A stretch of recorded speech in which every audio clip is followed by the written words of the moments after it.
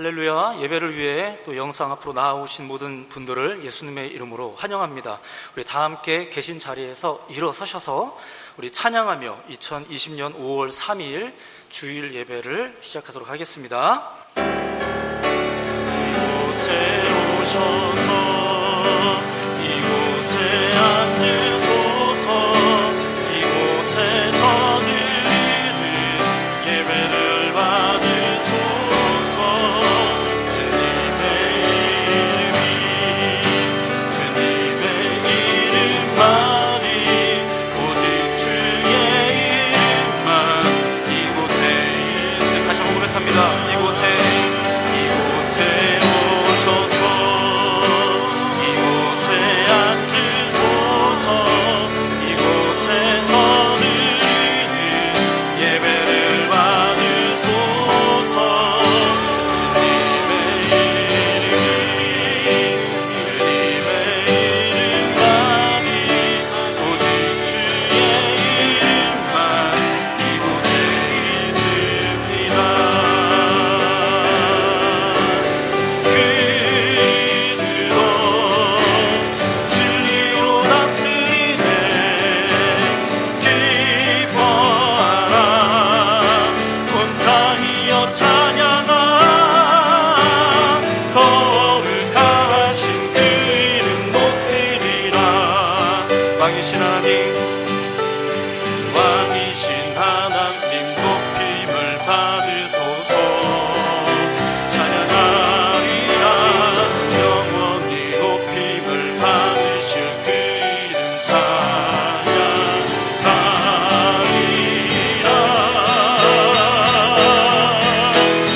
그리스도 진리로 다스리네. 기뻐하라 온 땅이여 찬양하라. 거룩하신 그 이름 높이리라. 거룩하신 그 이름 높이리라. 우리 마지막으로 고백합니다. 거룩하신 그 이름 높이리라. 아멘. 우리 다 함께 사도신경으로 신앙 고백 드리도록 하겠습니다. 나는 전능하신 아버지 하나님 천지의 창조주를 믿습니다. 나는 그의 유일하신 아들 우리 주 예수 그리스도를 믿습니다. 그는 성령으로 잉태되어 동정녀 마리아에게서 나시고 본디오 빌라도에게 고난을 받아 십자가에 못 박혀 죽으시고 장사된 지 사흘 만에 죽은 자 가운데서 다시 살아나셨으며 하늘에 오르시어 전능하신 아버지 하나님 우편에 앉아 계시다가 거기로부터 살아있는 자와 죽은 자를 심판하러 오십니다. 나는 성령을 믿으며 거룩한 공교회와 성도의 교제와 죄를 용서받는 것과 몸의 부활과 영생을 믿습니다. 아멘. 자, 이제 자리에 다 앉으셔서 찬송가 90장을 우리 함께 찬양하도록 하시겠습니다.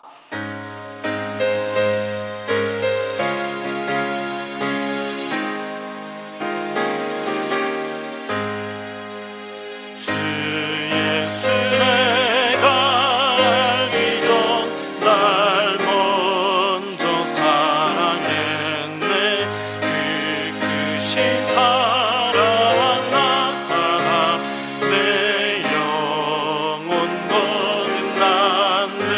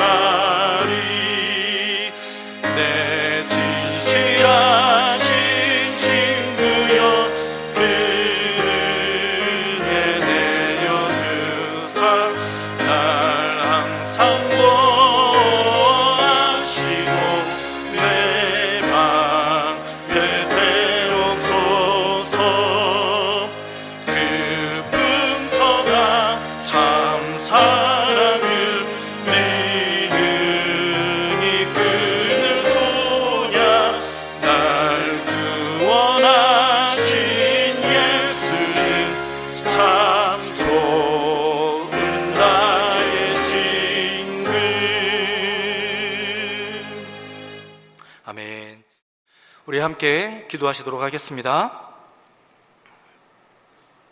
사랑과 은혜가 충만하신 아버지 하나님, 참으로 감사와 찬양과 영광을 온전히 주님께만 올려드립니다.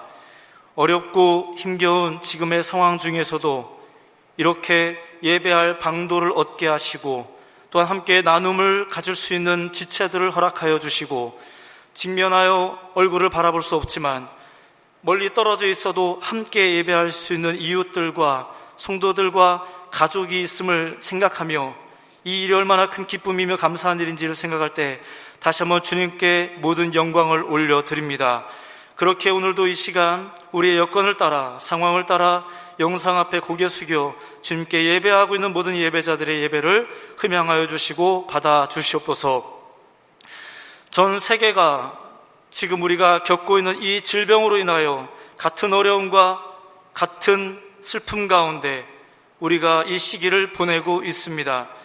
우리는 염려한 가운데 있지만 또한 어떤 이들은 실제로 이 질병으로 말미암아 가정에 큰 슬픔을 겪게 되고, 또한 경제적인 문제로, 관계적인 문제로 이 슬픔과 어려움이 실제적인 일로서 직면하고 있는 우리들의 이웃들이 또한 전 세계 열방 가운데 있음을 잘 압니다. 주님, 간절하게 기도하건대, 주님 앞에 이렇게 고개 숙여 기도하건대 하나님께서 은혜의 손길을 베푸셔서 치유의 손길을 더하셔서 이 열방 가운데 모든 만백성들을 위축되게 만드는 모든 질병으로부터 자유함과 회복을 얻는 은혜를 주여 허락하여 주시옵소서.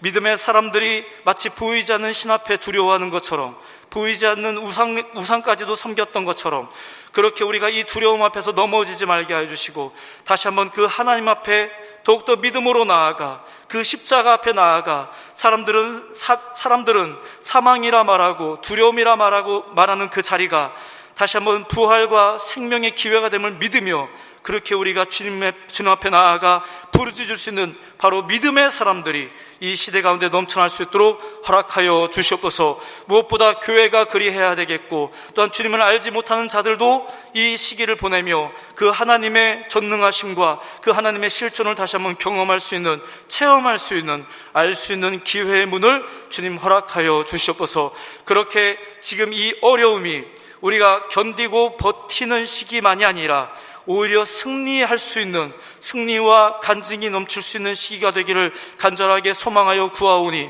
주여 하늘의 문을 활짝 여시옵소서. 그리하여 치유도 허락하여 주시고 회복을 허락하여 주시고 믿음을 더하여 주시고, 오히려 주의 나라가 더욱더 확장되어지는 은혜도 이 열방 가운데, 우리의 이 시대 가운데, 이 상황 가운데, 그리고 개개인의 영혼 깊숙한 곳 가운데 허락하여 주시옵소서. 이 시간에도 그 믿음을 가지고 예배함 가운데 나아가는 귀한 예배자들의 발걸음이 있습니다. 저들의 모양새를 우리가 다 알 수 없지만, 우리들의 모습을 우리가 다 서로 피차 알기 어렵지만 주님 아시오니 이 시간에 믿음으로 고개 숙인 자들, 믿음으로 영상 앞에 나아가는 자들, 믿음으로 정말 두 눈을 질끈 감고 주님 앞에 나아가는 모든 예배자들의 예배를 받아주시고 희망하여 주시옵소서.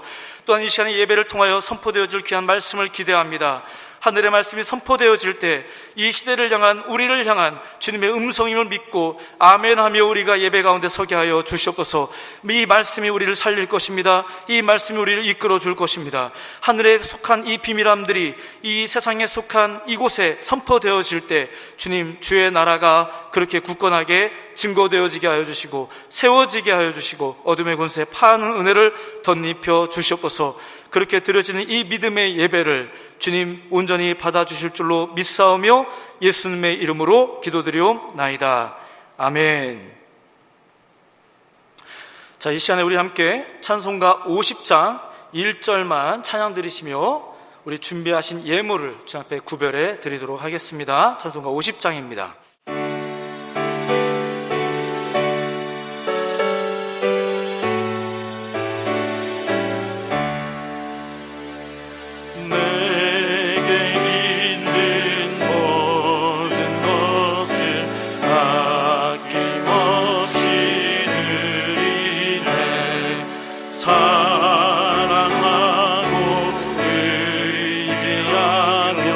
주만 바라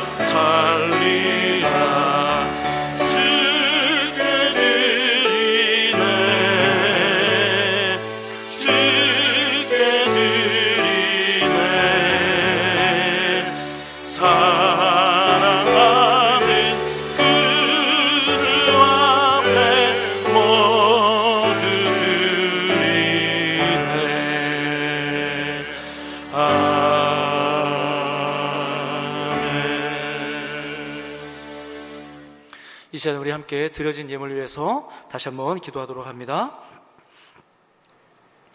하나님, 감사를 드립니다. 주님께 드릴 수 있는 것이 얼마나 큰 은혜인지 모릅니다.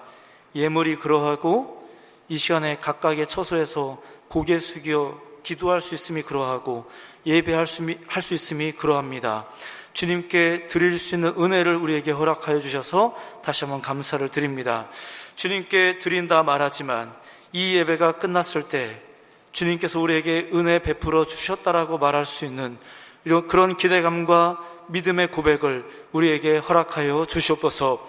주님께 드려진 것 주님의 것 삼으셔서 이 시간에 드려진 작은 예물과 더불어 고개 숙임, 또한 이제 귀 기울임, 우리의 마음과 정성 주님께서 온전히 받으셔서 하나님의 것 삼으시고 이 패역한 시대 가운데 불안과 두려움으로 떨고 있는 이 시대 가운데 이것이 환한 빛되어, 이 물질이 환한 빛되어, 이 고백이 환한 빛되어, 이 예배자들의 고개 숙임이 환한 빛되어, 저들의 눈물이, 저들의 모든 섬김이, 저들의 또한 사랑의 실천이, 그 손길이 이 시대의 빛이 되어 온전히 하나님의 향기를 나타내며 소망이 될 수 있도록 주여 우리의 모든 것 받아 주시옵소서.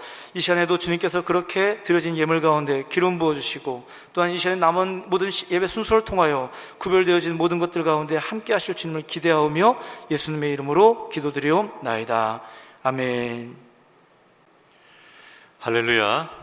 예배 오신 모든 성도님들을 주님의 이름으로 환영하고 축복합니다.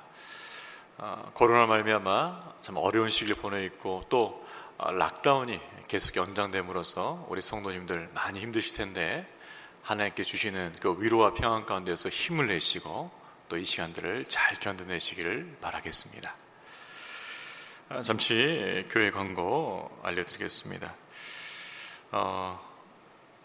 락다운 연장되어서 많이 힘드실 텐데 힘을 더 내시고 또 코로나 확산이 빨리 진정될 수 있도록 그렇게 함께 기도하시기를 바랍니다. 온라인으로 제공되는 새벽 금양로 주일 예배, 또 수요 가족 예배, 또 매일 저녁 9시 코로나 중보기 시간을 잘 지켜서 어려운 때일수록 예배와 기도에 힘쓰시고 또 그래서 씨름하는 야곱과 같이 은혜 강자가 되시기를 바랍니다. 헌금 안내는 주보를 참조하시길 바랍니다. 하나님 말씀 보도록 하겠습니다. 하나님 말씀은 마가복음 11장 1절에서 11절까지 말씀입니다. 마가복음 11장 1절에서 11절까지 말씀. 저와 여러분이 한 절씩 나누어 읽도록 하겠습니다. 그들이 예루살렘에 가까이 와서 감난산 벳바게와 베다니에 이르렀을 때에 예수께서 제자 중 둘을 보내시며 이르시되 너희는 맞은편 마을로 가라. 그리로 들어가면 곧 아직 아무도 타보지 않은 나귀 새끼가 메어 있는 것을 보리니 풀어 끌고 오라. 만일 누가 너희에게 왜 이렇게 하느냐 묻거든 주가 쓰시겠다 하라. 그리하면 즉시 이리로 보내리라 하시니 제자들이 가서 본즉 나귀 새끼가 문 앞 거리에 메어 있는지라. 그것을 푸니 거기 서 있는 사람 중 어떤 이들이 이르되 나귀 새끼를 풀어 무엇 하려느냐 하매 제자들이 예수께서 이르신 대로 말한데 이에 허락하는지라. 나귀 새끼를 예수께로 끌고 와서 자기들의 겉을 그 위에 얹어 놓으매 예수께서 타시니 많은 사람들은 자기들의 겉옷을 또 다른 이들은 들에서 벤 나뭇가지를 길에 펴며 앞에서 가고 뒤에서 따르는 자들이 소리 지르되 호산나 찬송하리로다 주의 이름으로 오시는 이여. 찬송하리로다 오는 우리 조상 다윗의 나라여 가장 높은 곳에서 호산나 하더라. 같이요. 예수께서 예루살렘에 이르러 성전에 들어가사 모든 것을 둘러보시고 때가 이미 저물매 12 제자를 데리시고 베다니에 나가시니라. 아멘. 제가 아는 한 분 목사님 이야기입니다. 본인의 그 카카오톡에서 자신의 닉네임을 나귀 새끼라고 하신 분이 계셔요. 나귀 새끼. 참 재밌죠. 근데 이분의 실제 외모를 보게 되면 나귀 새끼와 같이 외모가 이렇게 작은 분이 아니셔요. 닉네임은 나귀 새끼지만 굉장히 거구입니다. 키가 굉장히 커요. 그래서 사람들 사이에 있으면은 당연히 돋보이게 되는 것이죠. 이스라엘 사왕처럼 그 목 위에 더할 정도로 키가 굉장히 큰 분이셔요. 그런 외모를 가지고 있어요. 단상에서 설교하면은 이 설교 마이크를 꼿꼿이 세워야 되고요. 또 본인은 이렇게 고개를 숙여서 설교를 해야 될 정도입니다. 그렇게 키가 큰 분인데도 불구하고 거구임에도 불구하고 자신의 닉네임을 나귀 새끼라고 하였습니다. 처음에 매우 궁금했습니다. 굉장히 외모적으로 큰 분이신데 왜 나귀 새끼라고 지었을까? 나중에 제가 생각해 보니까 그런 마음이 아니었을까 싶어요. 자기 몸은 굉장히 크고 거구이지만은 하나님 앞에서는 지극히 작은 자임을 잊지 않게 해달라고 어떤 그런 마음이 있지 않았을까 싶습니다. 또 나귀 새끼와 같지만 하나님 앞에서 쓰임받게 해달라고 그런 또한 바람이 그 이름에 들어갔지 않나 싶었습니다. 그런 생각을 가지면서 그분을 기억하고 있습니다. 오늘 본문은 여러분이 잘 아시는 것처럼 예수님께서 예루살렘으로 입성하시는 장면입니다. 이제 얼마 안 있어서 예수님께서 결국 목적하신 십자가의 그 구원 사역을 이루기 위해서 예루살렘으로 들어오시는 장면입니다. 그렇기 때문에 예루살렘에 입성한다는 것은 매우 중요한 사건이죠. 매우 중요한 사건입니다. 그런데 이 매우 중요한 사건에 등장하는 한 존재가 있어요. 오늘 본문에 보면 많이 언급되고 있는데 바로 나귀 새끼입니다. 사실 예수님께서는 예루살렘 입성하실 때 그냥 걸어 들어오실 수도 있었습니다. 그런데 이 나귀 새끼라는 동물을 타셨다는 것이죠. 우리 1절과 2절 말씀 한 번 더 읽어보겠습니다. 그들이 예루살렘에 가까이 와서 감난산 벳바게와 베다니에 이르렀을 때에 예수께서 제자들 둘을 보내시며 이르시되 너희는 맞은편 마을로 가라. 그리로 들어가면 곧 아직 아무도 타보지 않는 나귀 새끼가 매여 있는 것을 보리니 풀어 끌고 오라 말씀하십니다. 나귀 새끼, 그 나귀 새끼가 예수님과 함께 예루살렘으로 들어오고 있는 것이죠. 예수님은 이스라엘을 구원할 왕으로 또 결국은 하나님께 택한 백성들, 새 이스라엘을 구원할 왕으로 예루살렘에 들어오고 계시는 것입니다. 그런데 그가 타고 있는 그 짐승이 어떤 화려한 말이 아니고 아주 작고 초라한 나귀 새끼였다는 것입니다. 그 당시 세상의 왕들은요, 자신의 권세와 그 위엄을 드러내기 위해서 아주 힘이 세어 보이고 늠름하고 또 화려한 장식이 붙어있는 말들을 타고 다녔습니다. 그런데 예수님은 세상 왕들이 가지고 있는 이미지와는 전혀 동떨어진 그런 나귀 새끼와 같이 지극히 작고 초라한 짐승을 타고 오셨다는 것이에요. 자, 이것은 우리가 깊게 묵상해야 할 부분입니다. 왜 예수님은 세상 왕들처럼 그렇게 늠름하고 힘이 세고 화려한 장식이 붙어있는 말을 타지 않고 왜 작고 초라하고 연약한 나귀 새끼를 타셨는가? 그분의 왕으로서의 그 권세와 위엄을 드러내시려면 그 품격에 맞는 어떤 동물을 택하셨을 텐데 왜 그 품격을 떨어뜨려 보이는 왜 나귀 새끼를 타셨을까 하는 것입니다. 왜 나귀 새끼를 타셨을까요? 바로 이 질문의 답을 함을 통하여서 오늘 하나님께서 우리에게 주시는 은혜를 나누고자 합니다.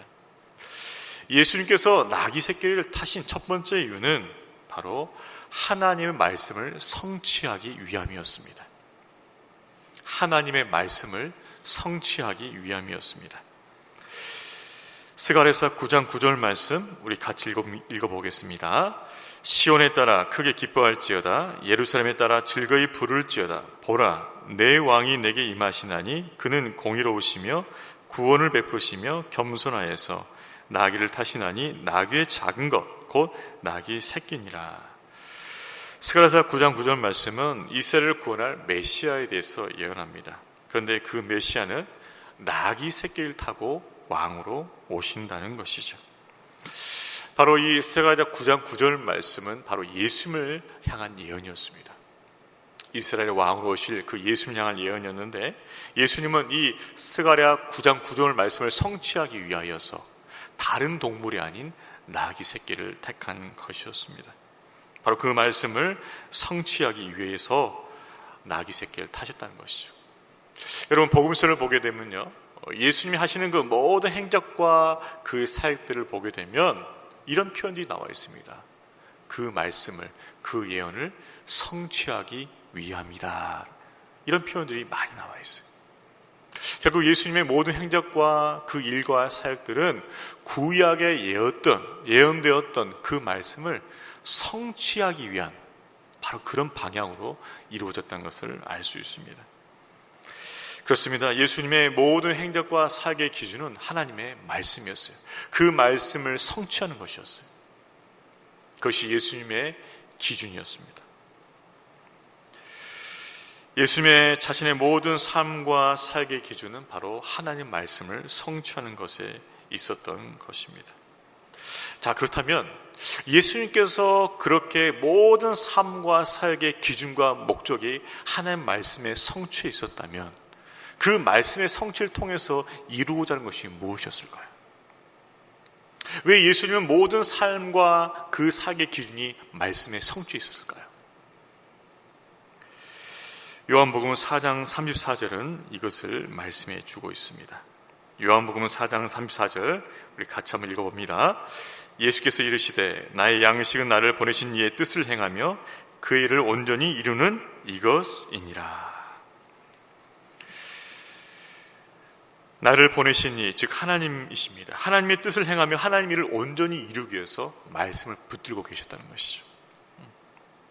여러분, 예수님께서는요, 하나님의 뜻을 행하기 위해서, 하나님 일을 온전히 이루기 위해서 항상 말씀을 붙들고 계셨습니다. 그리고 그 말씀을 성취하셨습니다. 그 말씀에 순종하셨습니다. 그의 목적은 하나님의 뜻을 이루는 것이었어요. 하나님의 일을 온전히 이루는 것이었어요. 바로 그것 때문에 말씀을 항상 붙들고 그 말씀을 성취해 갔다는 것입니다. 예수님은 오직 말씀 성취에만 목적이 있었습니다. 거기에만 집중되어 있었습니다. 거기에만 포커스가 되어 있었습니다. 그리고 마침내 하나님의 뜻을 다 이루어 드렸습니다. 저와 여러분은 어떻습니까? 저와 여러분은 우리 삶을 살아가고 또 하나님의 일을 사역함에 있어서 무엇에 집중되어 있습니까? 무엇이 기준이 되고 있습니까? 무엇이 목적이 되고 있습니까? 예수님처럼 하나님의 말씀에 순종하여서 하나님의 말씀을 성취하는 것이 우리의 기준이요 우리의 목적이 되고 있습니까? 아니면 말씀보다는 그 말씀은 포장이고 그 말씀 밑에 숨어있는 그 어떤 것이 우리의 기준과 우리의 목적이 되고 있지는 않습니까? 여전히 살아있는 세상의 욕망이 나를 움직이고 있지는 않습니까? 우리는 기도하면서 간구합니다. 하나님 말씀이 우리 삶의 유일한 기준과 목적이 되게 하여 주옵소서. 그 말씀이 우리의 빛이 되어지며 그 말씀이 우리 삶을 이끌게 하여 주옵소서. 그런데 우리가 실상 경험하는 것은 무엇일까요? 우리가 말씀대로 살지 못할 때가 많다는 것입니다. 말씀에 순종하기가 어렵다는 것입니다. 그것 때문에 우리 자신에게 실망할 때도 많고 또 낙심될 때도 많이 경험하게 된다는 것이죠. 무슨 이유일까요? 하나님 말씀을 사모하고 그 말씀대로 살기 원하며 그 말씀이 내 삶 가운데 성취되길 원하는데 왜 우리는 말씀에 순종하는 일에 종종 실패를 하는 것일까요? 우리가 몇 가지 이유를 살펴보면서 점검하길 원합니다. 첫 번째는요, 하나님 말씀에 순종하기 앞서서 자신의 연약함을 핑계를 댄다는 것입니다. 자신의 연약함을 핑계를 대요. 이렇게 말할 수 있다는 것이죠. 어떻게 인간이 하나님 말씀을 다 지킬 수 있겠어? 그건 불가능한 거야. 인간이라면 인간답게 살아야지. 우리가 예수님처럼 살 수는 없는 거야. 자신의 연약함을 내세우면서 불순종을 정당화시킵니다. 합리화시켜요. 못할 수도 있는 거지. 근데 그런 것이 우리의 영적인 삶의 습관이 되고 있다는 것이죠. 그래서 우리가 하나님의 말씀에 불순종해도 무감각한 거예요. 그럴 수 있다고 생각하는 거예요. 그럴 수밖에 없다고 생각하는 거예요. 그래서 하나님 말씀에 찔림을 받기보다 그 말씀에 점점 더 영적으로 무감각해지는 것입니다. 그래서 그 말씀은 그저 지식으로만 남게 돼요. 그 말씀이 내 삶에 빛이 되지 못하고 그 말씀이 내 삶을 이끌지 못한다는 것이죠. 자신의 연약함을 핑계댈 때 나타나는 현상입니다. 두 번째, 왜 우리가 하나님 말씀에 순종하지 못할까요? 그것은 상황을 핑계대기 시작합니다. 상황적 어려움을 핑계를 대는 거예요. 지금의 상황에서는 하나님 말씀에 순종하기가 너무 어렵다는 것이죠. 눈에 보이는 상황이 말씀보다 더 크게 보이는 것입니다. 모세가 보냈던 12정탐구 중에 10명이 그런 사람들이었어요. 그 성은 너무나 크고 강하고 그 땅에 사는 사람들은 거인과 같고 그들이 가지고 있는 무기는 너무나 강하고 우리는 마치 그들에게 메뚜기와 같다. 우리는 밥이 될 것이다. 보이는 상황에 압도되어서 하나님의 말씀을 믿고 순종하지 못한다는 것이에요. 그 말씀대로 순종하였을 때 하나님께서 능력으로 역사하실 것을 믿지 못한다는 거예요. 그래서 상황적 핑계를 대는 거죠. 이런 상황에서는 할 수가 없다. 마지막 세 번째로 불순종하는 이유는 무엇일까요? 그것은 좀 더 교묘한 건데요. 순종을 미루는 것입니다. 순종을 미루는 것이요. 그 말씀 나 분명히 순종할 건데, 분명히 순종할 거야. 내 마음에 의지도 있고 난 순종하고 싶어. 근데 조금 있다가 순종할 거야. 마치 자기가 순종한 것처럼 이야기합니다. 근데 조금 있다가 순종하겠다고 하는 것이죠. 여러분 경험하셨지요? 순종을 자꾸 미루게 되면 어떤 일이 벌어질까요? 내 안에 순종의 의지가 꺾이게 됩니다. 순종의 의지가 약해져요. 그래서 불순종하게 됩니다. 결국 순종을 미룬다는 것은 나는 불순종하겠습니다라고 말하는 것과 똑같다는 것이에요. 그렇습니다. 순종을 미루는 것 역시 불순종입니다. 우리가 순종하지 못하도록 사단은 분명히 함정을 놓습니다. 유혹합니다. 너가 뭐 대단하다고 그걸 다 지킬 수 있겠어? 이런 상황에서는 그냥 넘어가도 돼. 너 순종할 거잖아. 조금만 더 상황 보면서 순종해. 우리를 그렇게 사단이 유혹한다는 거예요. 덫을 놓는다는 거예요.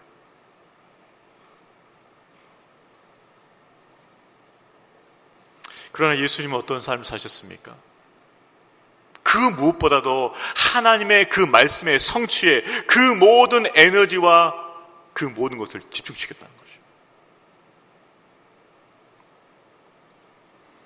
나의 양식은 나를 보내는 이의 뜻을 행하는 것이다.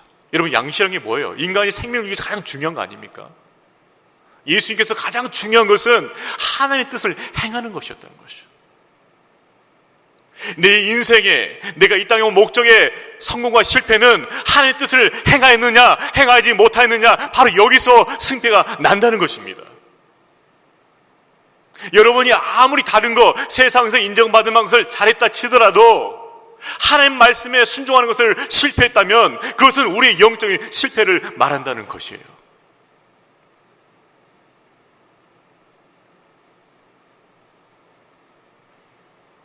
여러분, 우리의 기준과 목적을 분명히 해야 됩니다. 그것은 예수님처럼 하나님 말씀에 순종해서 말씀을 성취했는가? 바로 그것이라는 거예요. 그 말씀의 성취가 우리의 기준이 되고 우리의 목적이 되기를 주님의 이름으로 축복합니다. 자, 두 번째, 예수님께서 나귀 새끼를 타고 오신 이유는 무엇일까요? 그것은 예수님의 겸손을 나타내기 위함입니다. 두 번째 이유 무엇이라고요? 예수님의 겸손을 나타내기 위함이라는 것입니다. 스가랴 9장 9절 말씀 한 번 더 읽어보겠습니다. 시온에 따라 크게 기뻐할지어다. 예루살렘에 따라 즐거이 부를지어다. 보라, 내 왕이 내게 임하시나니 그는 공의로우시며 구원을 베푸시며 겸손하여서 나귀를 타시나니 나귀의 작은 것 곧 나귀 새끼니라. 겸손하여서 나귀 새끼를 타신다는 것입니다. 예수님은 하나님의 본체이셨습니다. 그런데 죄인들을 섬기기 위하여 이 땅에 내려오시고 인간의 몸을 입으심으로 낮아지셨습니다. 빌립보서 2장 5절에서 8절 말씀 같이 읽겠습니다. 너희 안에 이 마음을 품으라. 곧 그리스도 예수의 마음이니 그는 근본 하나님의 본체시나 하나님과 동등됨을 취할 것을 여기지 아니하시고 오히려 자기를 비워 종의 형체를 가지사 사람들과 같이 되셨고 사람의 모양으로 나타나사 자기를 낮추시고 죽기까지 복종하셨으니 곧 십자가에 죽으심이라. 그렇습니다. 예수님은 하나님이셨어요. 그럼에도 불구하고 죄인들을 섬기기 위해서 인간의 몸을 입고 이 땅으로 내려오시기까지 낮아지셨습니다. 또 예수님은 이 땅에 왕으로 오셨음에도 불구하고 죄인들의 대속제물이 되기 위하여서 십자가에 가셨습니다. 십자가에 달리시기까지 낮아지신 것이죠. 마가복음 10장 45절 말씀도 같이 읽어보겠습니다. 인자가 온 것은 섬김을 받으려 함이 아니라 도리어 섬기려 하고 자기 목숨을 많은 사람의 대속물로 주려 함이니라. 그 왕이 아무리 백성을 사랑한다고 해도요, 자기 목숨을 주지는 않습니다.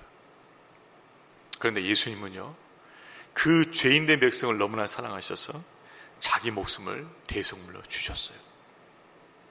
처참한 십자가에서 그만큼 낮아지셨다는 것입니다.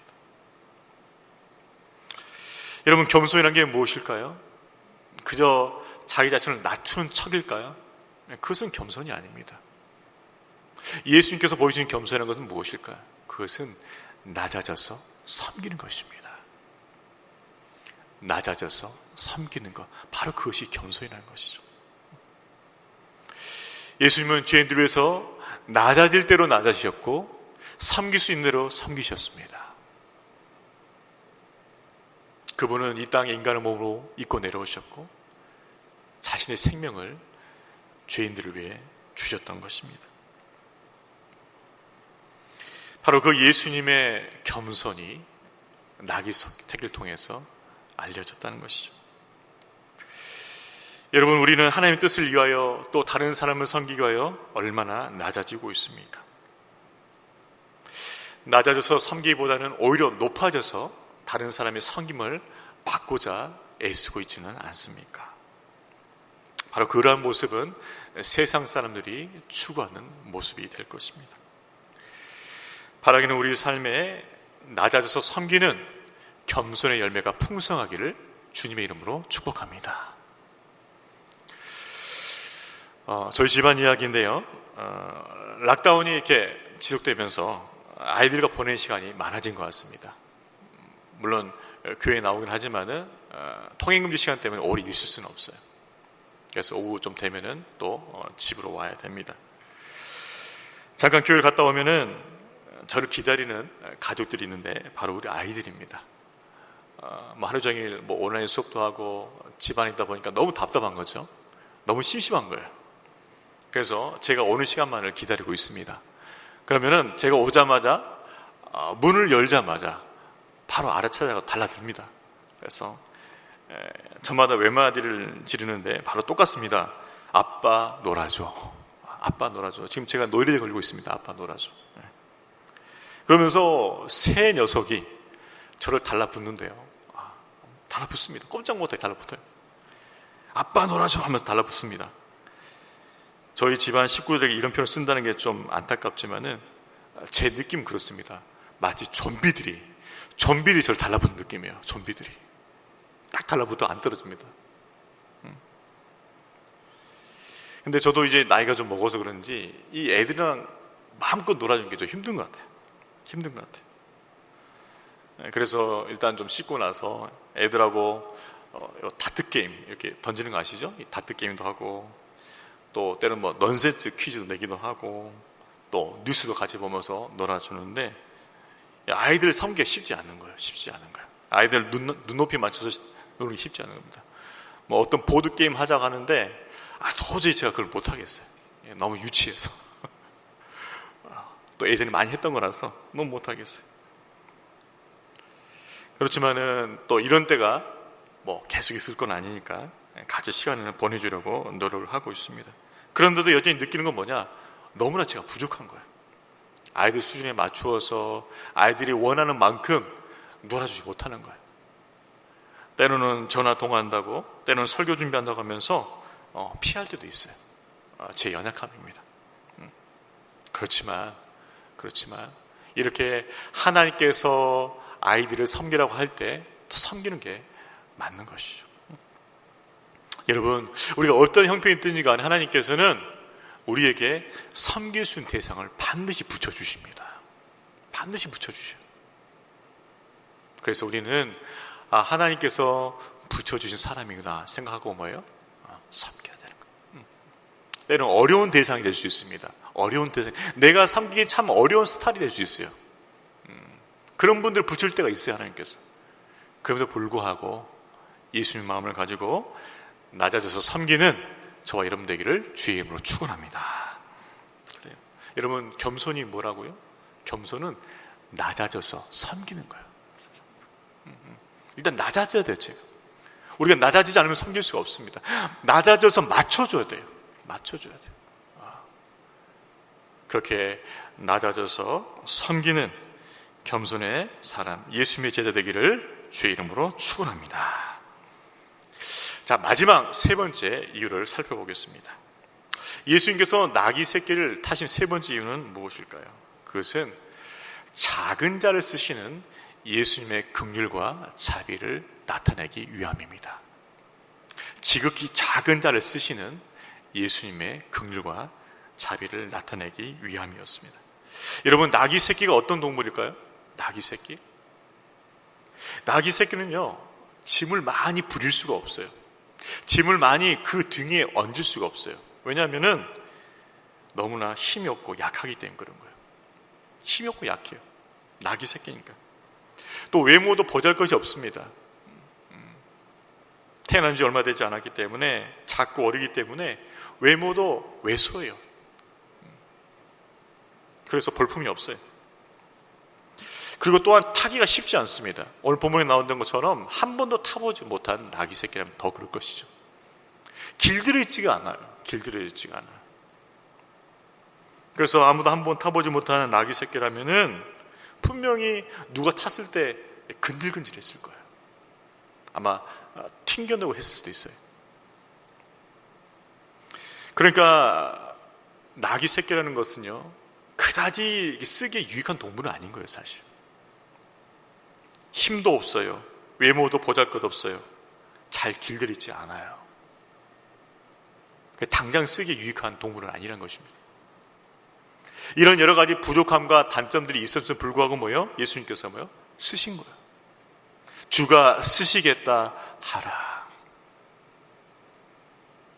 예수님께서 그 나귀 새끼의 부족한 점들을 모르셨을까요? 그 단점들을 모르셨을까요? 모든 만물을 창조하신 예수님은 그 나귀의 특성, 나귀 새끼의 특성을 너무나 잘 알고 계셨습니다. 힘도 없고 외모도 볼품 없고 잘 견디지 못할 것도 알고 계셨다는 것이죠. 이런 여러 부족함이 있음에도 불구하고 예수님께서 택하신 거죠. 그러면서 쓰겠다 하시는 거예요. 힘도 없고 볼품도 없고 잘 적응도 안 되는 이 나귀 새끼는 사실 예수님의 품격에는 어울리지 않습니다. 만왕의 왕으로 오신 그 예수님께 맞는 동물이 아니에요. 그분의 품격을 살릴 수 있는, 그분의 품격을 드러낼 수 있는 그런 짐승은 아니에요. 무엇일까요? 그 작은 자를 향하신 예수님의 사랑을 알 수 있다는 것이죠. 그분의 긍휼과 자비와 사랑이 바로 그 나귀 새끼를 타게 했다는 것입니다. 그리고 그 나귀 새끼는 가장 존귀한 분, 만왕의 왕 되신 예수님을 태우고 가장 위대하고 아름다운 사역, 그 구원의 사역을 시작하는 데 동참하게 됩니다. 여러분, 세상은요, 나귀 새끼 같은 작은 자라면 어떻게 대우할까요? 무시합니다. 쳐다보지도 않아요. 그냥 지나칩니다. 그렇지만 예수님은 지극히 작은 나귀 새끼와 같다 할지라도 존중하시고 귀하다 여기시고 기꺼이 사용하신다는 거예요. 그 나귀 새끼를 향한 하나님의 그 긍휼과 자비와 그 사랑은 바로 이 땅에 살고 있는 우리와 같은 작은 자에 대한 예수님의 그 사랑을 말해준다는 것입니다. 여러분, 때론 우리 자신도요, 나귀 새끼처럼 느껴질 때가 있습니다. 힘도 없어요. 세상에 자랑할 만한 외모도 없어요. 그리고 내 자신 스스로가 이렇게 잘 길들여진 성숙된 사람이 아니다고 느껴질 때가 있어요. 때로는 내 자신 스스로 통제가 안 될 때가 있단 말이죠. 그런 내 자신을 보면은 낙심이 돼요. 때로는 한심하다고 생각될 때도 있어요. 그런데 우리가 기억할 것은 무엇일까요? 그렇게 작고 힘이 없고 볼품없고 성숙하지 못한 나에게 예수님께서 들어오셨다는 것입니다. 예수님께서 들어오셔서 예수님께서 나를 타시고 예수님께서 나를 통해서 당신의 위대한 일을 이루실 것이라는 것이에요. 바로 그것이 우리의 믿음이라는 것입니다. 여러분, 우리 자신을 바라보면 우리는 영락없이 나귀 새끼입니다. 영락없이 나귀 새끼예요. 힘도 없어요. 세상에 자랑할 만한 외모도 없어요. 우리가 그렇게 완전한 자가 아니에요. 그럼에도 불구하고 우리 안에 계시고 우리를 타시고 우리를 사용하실 그 주님을 바라보시기를 주의 이름으로 축원합니다. 우리 시선의 포커스는 나귀 새끼 같은 우리 자신에게 있는 것이 아니고 우리를 타고 계신 그 예수님께 있어야 된다는 것이죠. 여러분, 예수님께서 우리 안에 계시다는 것, 이것은 정말 기적입니다. 어떻게 죄인된 우리에게 예수님께서 들어오셨어요? 어떻게 죄된 공장인 우리에게 예수님께서 우리를 성소로 삼아 주셨어요? 이것은 그분의 품격에 안 맞는 거예요. 만왕이신 예수님께 그 나귀 새끼 품격에 안 맞는 것처럼 거룩하신 하나님이 우리 안에 들어오신다는 것은 그분의 품격에 안 맞는 거예요. 그럼에도 불구하고 그 거룩하신 그 만왕의 왕 되신 예수님께서 우리 안에 들어오셔서 우리를 타시고 우리를 통해서 일하고 계신 줄로 믿습니다. 그것이 우리를 향한 그분의 긍휼이요 자비요 사랑이라는 거예요. 그 나귀 새끼가 은혜를 입은 것처럼 우리도 그 은혜를 입었다는 것입니다. 그 놀라운 은혜, 나귀 새끼 같은 인생 가운데 예수님이 찾아와 주셔서 함께 하시고 우리를 타시고 우리를 기꺼이 즐거이 사용하신다는 이 놀라운 은혜 앞에서 우리는 어떻게 반응해야 할 것입니까? 에베소 3장 8절 말씀 우리 같이 읽습니다. 모든 성도 중에 지극히 작은 자보다 더 작은 나에게 이 은혜를 주신 것은 측량할 수 없는 그리스도의 풍성함을 이방인에게 전하게 하시고. 무엇입니까? 그리스도의 풍성함을 전하게 하시려고. 나귀 새끼같이 지극히 작은 우리를 택하시고 우리를 타시고 우리를 사용하신 이유가 무엇일까요? 그분의 놀라우신 그 사랑, 그 은혜의 그 풍성함을 전하게 하시려고. 우리를 택하시고 우리를 타시고 우리를 사용하신다는 것이죠. 그래서 우리의 자금을 통해서 하나님의 크심을, 우리의 연약함을 통해서 그분의 위대하심을 드러내실 것입니다.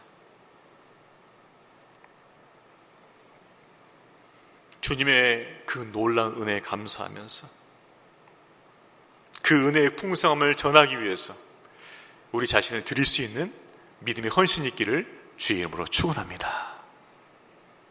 우리에게 그 놀라운 은혜를 주신 것은요, 그 은혜의 풍성함을 전하게 하시려고 그렇게 하셨다는 것입니다. 말씀을 정리하겠습니다. 왜 예수님께서는 나귀 새끼를 택하셨을까요? 그것은 하나님 말씀을 성취하기 위함이었습니다. 여러분, 우리의 삶의 그 기준이 예수님처럼 말씀의 순종을 통한 말씀의 성취에 있기를 바랍니다.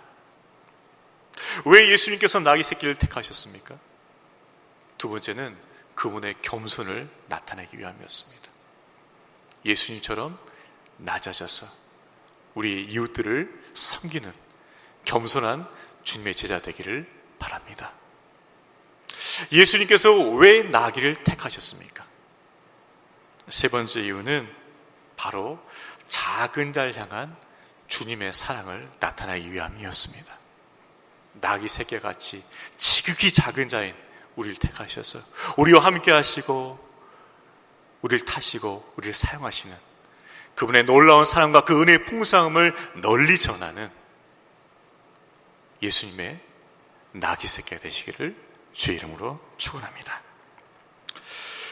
여러분, 우리 삶을 돌아볼 때가 있습니다. 특별히 요즘같이 어려운 때를 살면서는 우리 자신이 마치 힘이 없고 연약한 나귀 새끼처럼 느낄 때가 있어요.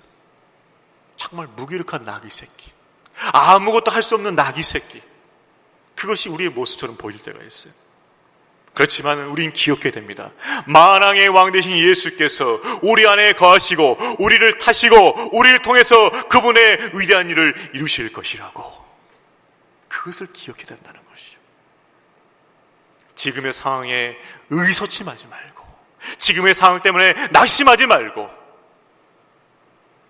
나귀 새끼 같은 우리를 예수님께서 타시고 그분의 위대한 일을 마침내 이루실 것을 믿는 소망으로 다시 힘을 내어서 살아가는 우리 모두가 되기를 주님의 이름으로 축복합니다. 우리 이 시간 다 같이 자리에 일어나셔서 이 찬양 통해서 하나님 앞에 나아가도록 하겠습니다. 320장 찬양하기를 원합니다. 여러분, 나의 죄를 정케하사 나를 주님의 나귀 새끼 삼아주시고 일꾼 삼아주신 그분의 은혜를 찬양하기를 원합니다. 여러분, 그 거룩한 사랑, 그 놀라운 사랑이 우리 안에 있습니다. 이 찬양 통해서 주님 앞에 나아가고 그 사랑을 찬양하는 우리가 되길 바랍니다. 나의 죄를 정케하사